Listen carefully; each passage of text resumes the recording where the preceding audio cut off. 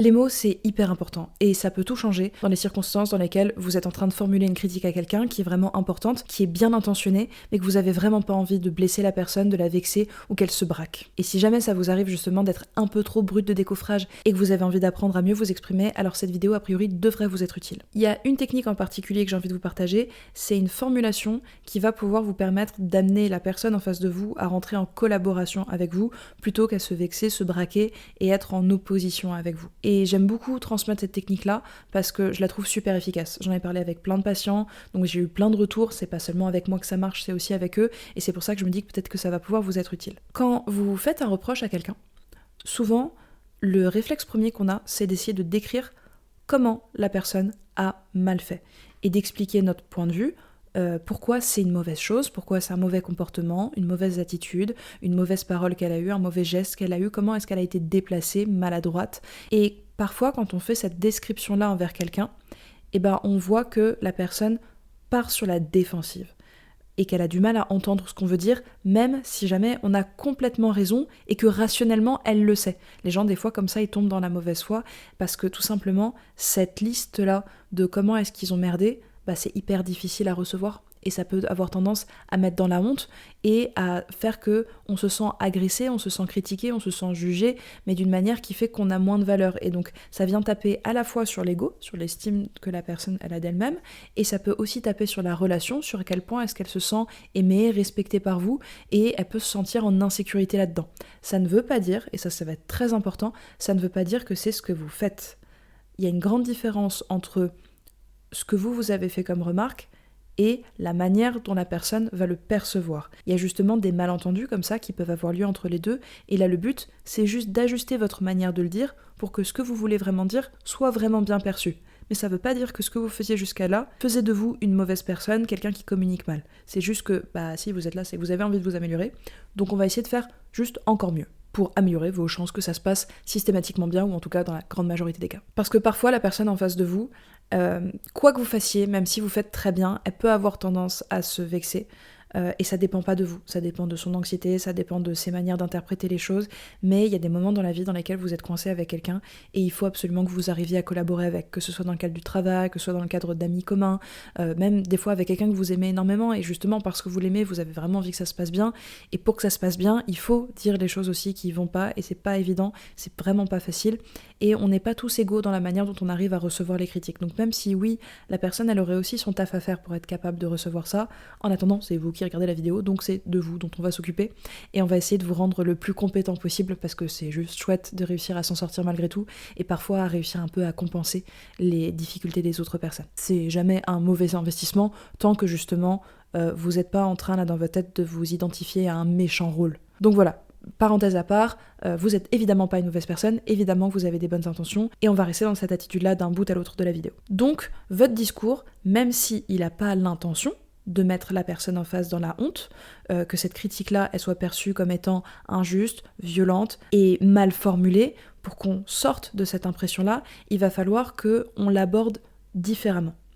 Plutôt que de prendre le point qui vous dérange et de le décortiquer et d'expliquer comment dans le passé la personne a mal fait, il va falloir vous intéresser à partir d'aujourd'hui et pour toujours, comment est-ce que vous préféreriez que ça se passe.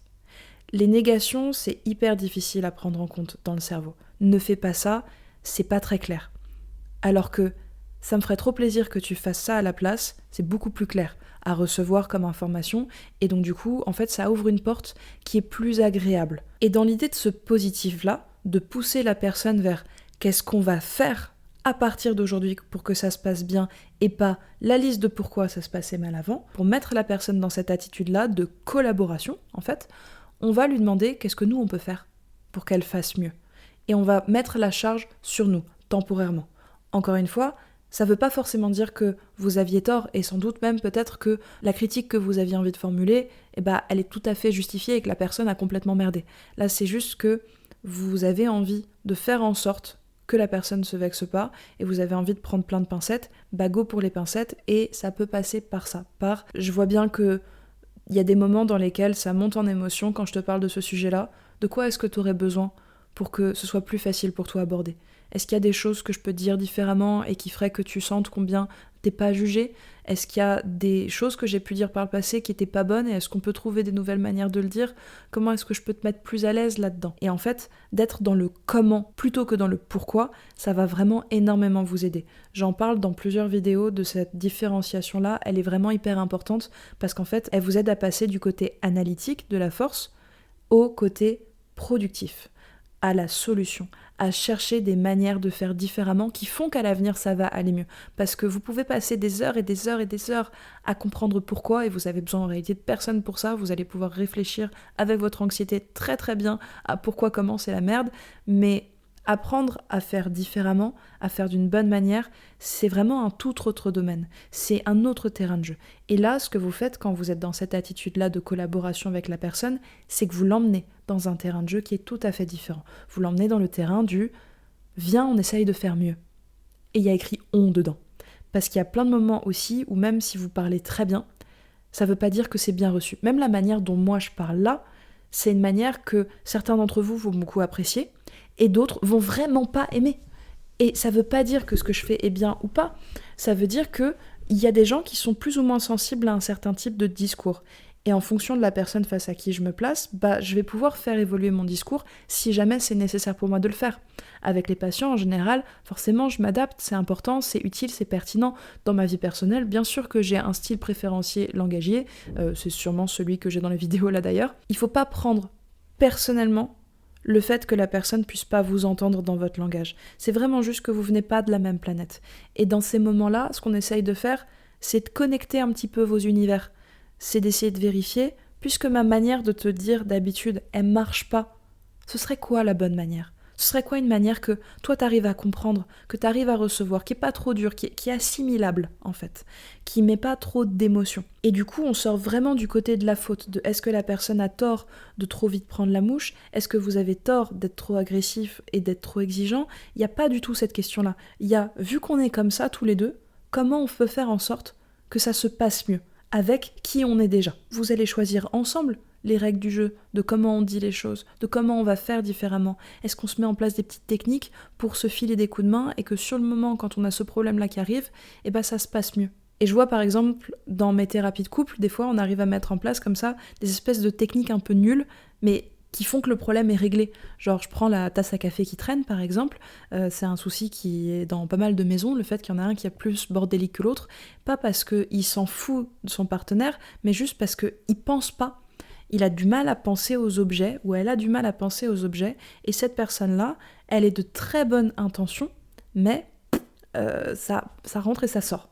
Donc dans ces moments-là, son partenaire peut tout faire pour l'engueuler et lui dire combien c'est chiant, combien elle repasse derrière, combien ceci, En fait, la personne est d'accord. Elle le sait, elle non plus, elle a pas envie d'oublier, elle a pas envie de merder. C'est pas du tout la question. En fait, vous êtes d'accord sur le fond. C'est juste que si dans la forme vous êtes comme ça en train de l'agresser, elle va juste pas pouvoir le recevoir. Et elle risque de tomber dans la mauvaise foi parce que vous la mettez dans la honte, dans quelque chose d'un peu enfantin, de putain, j'ai fait la bêtise. Sauf que si la personne, elle arrive pas à faire différemment, elle est coincée. Vous pouvez engueuler tant que vous voulez un gamin parce qu'il est mauvais en maths, ça va pas le rendre meilleur. Donc là, on va pas engueuler la personne. Et même sur une critique simple, on va pas juste faire la liste de courses de pourquoi c'est de la merde. On va aller chercher comment est-ce que ça peut mieux se passer. Et la tasse à café, par exemple, c'est qu'est-ce qui t'aiderait à penser aux choses? Qu'est-ce que je peux faire pour t'aider là-dessus? Comment est-ce qu'on peut inventer un système où là, ça devient possible? Est-ce qu'on met un post-it sur la porte d'entrée qui fait que à chaque fois que tu vois le post-it, tu te retournes et tu vérifies si t'as pas mis tes chaussures n'importe comment? Et c'est un genre de règlement, un truc qui t'aide à penser? Est-ce qu'il y a des techniques que la personne organisée justement elle a et qu'elle peut partager? Il y en a qui peuvent coller, il y en a qui colleront pas, mais en tout cas d'être dans ce mouvement de viens on cherche. On trouve la manière qui fait que c'est possible pour toi. Soit il y a déjà des idées qui sont bonnes, soit il va y avoir des tests à faire de qu'est-ce qui marche pas, et d'aller piocher là-dedans.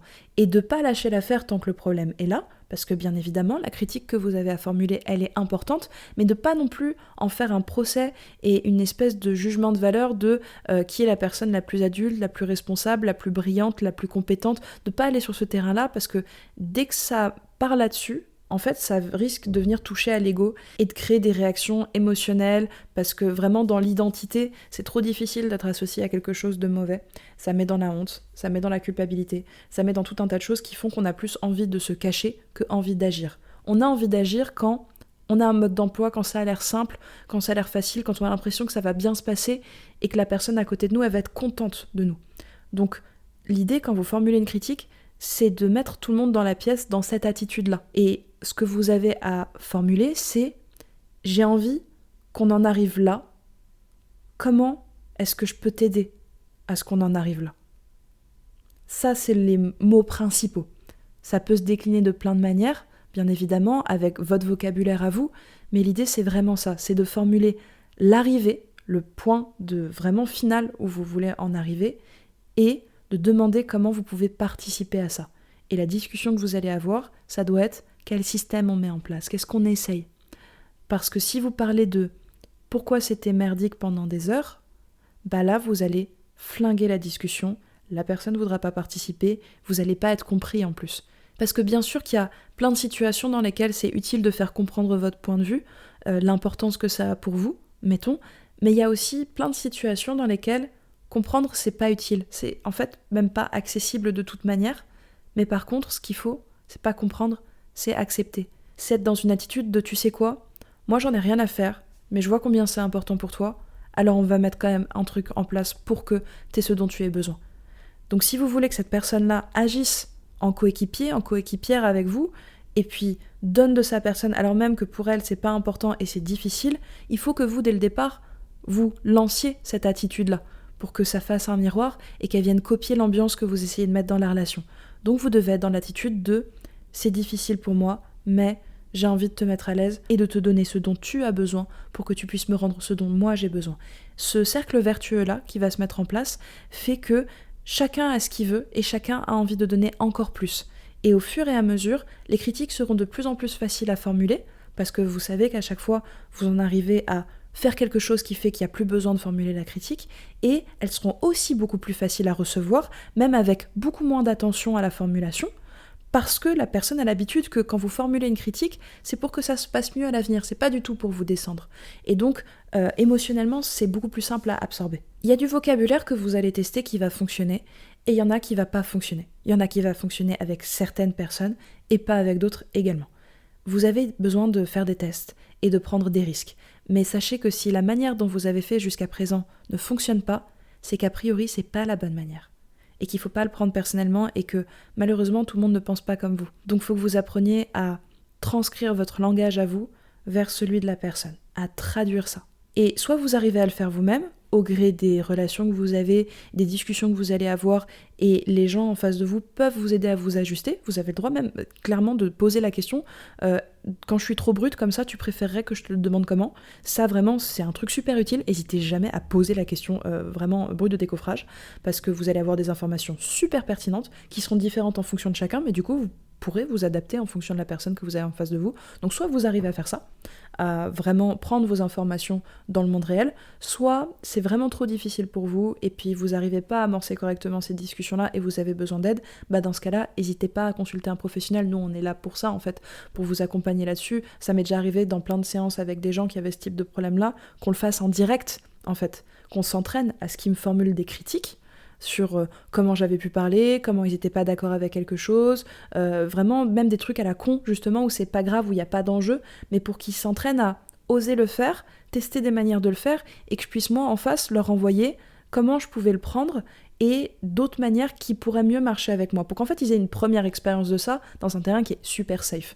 Donc vraiment, la thérapie ça sert aussi à ça sert à faire des premiers essais et des crêpes ratées avant de réussir à en faire des très belles dans votre vie tous les jours avec les gens qui vous sont chers. Et si jamais d'ailleurs vous avez des gens dans votre entourage qui prennent mal la critique, n'hésitez pas à leur envoyer cette vidéo là, parce que justement c'est le sujet de comment réussir à accepter les critiques quand c'est difficile et qu'on vient vite attaquer.